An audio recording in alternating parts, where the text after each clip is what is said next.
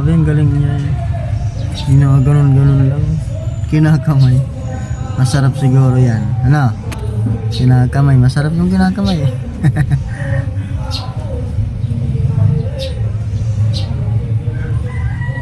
Ano kayang lasa niya? Ang galing, no?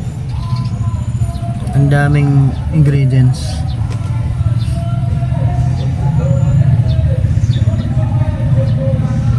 Sobrang galing. Iba talaga pag anong lugar kaya to? Sa UAE, basta sa UAE yun. Sa UAE. Oh, galing. Galing mag mix. Pero may mekos din niya yan. Mamaya. May mekos yan. Oh, sige. Ayun, imikos mo na, idol. Imikos mo na. Imikos